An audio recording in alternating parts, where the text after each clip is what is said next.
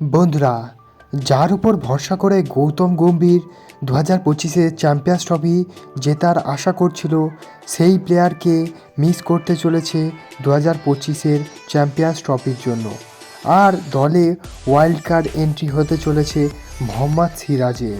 বন্ধুরা, একদিকে যেখানে জসপ্রীত বুমরাহ চোট লাগার কারণে চ্যাম্পিয়ন্স ট্রফি থেকে ছিটকে গিয়েছে, অন্যদিকে আরও এক দুর্ধর্ষ মিস্ট্রি বোলারকে ভারতীয় দল করতে চলেছে মিস। বন্ধুরা, এই ভিডিওতে আমরা ফটাফটভাবে দেখে নেব যে চ্যাম্পিয়ন্স ট্রফির জন্য কোন দুর্ধর্ষ বোলারকে ভারতীয় দল হারাতে চলেছে। বন্ধুরা, তাই তোমরা ভিডিওটি শেষ পর্যন্ত দেখো, এবং তোমরা যদি আমার চ্যানেলে নতুন হয়ে থাকো এবং ভবিষ্যতে ক্রিকেট তথা আইপিএল এবং ভারতীয় দলের সমস্ত নিউজ সবার আগে বাংলায় পেতে চাও, তাহলে চ্যানেলটিকে অবশ্যই করে দাও সাবস্ক্রাইব। এবং তোমরা যদি টিম ইন্ডিয়ার একজন ডাইহার্ট ফ্যান হয়ে থাকো, তাহলে ভিডিওটিকে অবশ্যই করে দাও একটা লাইক। চলো ভিডিওতে আগে যাওয়া যাক। বন্ধুরা, গত 18ই জানুয়ারি মুম্বাইয়ের এক সাংবাদিক সম্মেলনে টিম ইন্ডিয়ার চ্যাম্পিয়ন্স ট্রফির জন্য স্কোয়াড ঘোষণা করেছিল মুখ্য নির্বাচক কমিশনার অজিত আগারকার এবং অধিনায়ক রোহিত শর্মা। তবে পিঠের চোটের কারণে 15 জন সদস্যের দলে বাদ পড়ে গিয়েছে জসপ্রীত বুমরাহ। এরপর অবশ্য অনেক প্রয়াস হয়েছিল জসপ্রীত বুমরাহকে দলে আনার, তবে চিকিৎসকদের মরিয়া চেষ্টা সত্ত্বেও ফিট হয়ে উঠতে পারেননি দেশের 1 নম্বর পেসার জসপ্রীত। ফলে শেষ মুহূর্তে কার্যত বাধ্য হয়ে বিকল্প খুঁজে নিতে হয়েছিল বিসিসিআই সহ কোচ গৌতম গম্ভীরকে। একটি বিজ্ঞপ্তি প্রকাশ করে জানানো হয়েছে যে বুমরার বদলি হিসাবে টিম ইন্ডিয়ার সাথে উড়ে যেতে চলেছে কলকাতা নাইট রাইডার্সের দুর্ধর্ষ পেসার হর্ষিত রানা। এছাড়াও আরও একটি বদল করা হয়েছে স্কোয়াডে। ওপেনার যশস্বী জয়সওয়ালকে সরিয়ে দলে নেওয়া হয়েছিল কলকাতার আরও এক বরুণ চক্রবর্তীকে। আর বন্ধুরা, সেই বরুণ চক্রবর্তীকেই হয়তো চ্যাম্পিয়ন্স ট্রফি থেকে আমরা ছিটকে যেতে দেখতে চলেছি। দুর্দান্ত ফর্মে রয়েছে বরুণ চক্রবর্তী।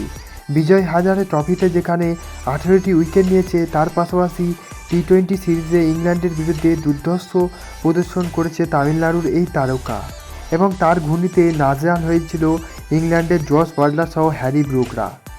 আর বন্ধুরা, বরুণ চক্রবর্তীকে নিয়ে বেশ আশাবাদী ছিল কোচ গৌতম গম্ভীর। গৌতম গম্ভীর বলেছিলেন যে অন্য অনেক দল এখনও পর্যন্ত বরুণ চক্রবর্তীকে খেলেনি, এবং বরুণ চক্রবর্তীকে স্পিনিং ট্র্যাকে খেলাটা বেশ কঠিন কাজ, এবং ভারতীয় দলের হয়ে সেই হতে চলেছে মাস্টার স্ট্রোক এবং এক্স ফ্যাক্টর। তবে ডাক পেলেও আদৌ তিনি দুবাইয়ে যেতে চলেছে কিনা সেই নিয়ে অবশ্য রয়েছে সংশয়।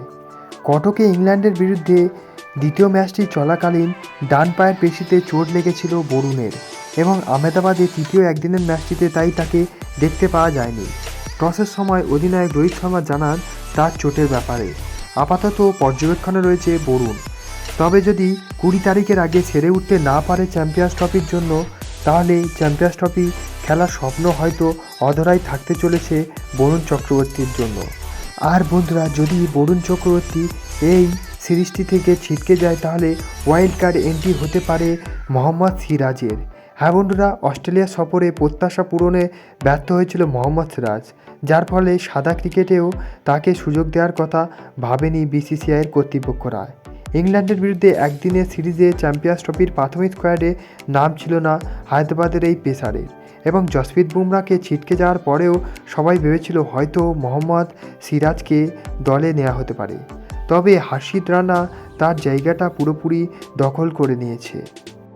এবার বন্ধুরা, বরুণ যদি চোট সারিয়ে 2-3 দিনের মধ্যে সেরে না ওঠে, তাহলে সেই আনফিট স্পিনারকে বাদ দিয়ে অবশ্যই মোহাম্মদ সিরাজকে ভারতীয় দলে সামিল করতে চলেছে নির্বাচকরা, এবং স্বামী হর্ষিতের সাথে পেস আক্রমণ সামলাতে চলেছেন হায়দ্রাবাদের এই দুরন্ত পেসার।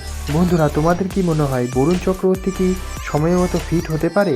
বন্ধুরা, তোমাদের মতামত তোমরা অবশ্যই কমেন্টে জানাতে পারো, এবং বন্ধুরা তোমরা আরও মতামত জানাতে পারো যে বরুণ চক্রবর্তীর বদলে কি মোহাম্মদ সিরাজ আরও ভালো পারফরমেন্স দেবে। বন্ধুরা, তোমাদের মতামত অবশ্যই তোমরা কমেন্টে জানাতে পারো, এবং দেখা হচ্ছে অন্য কোনো ভিডিওতে। ততক্ষণের জন্য বাই বাই।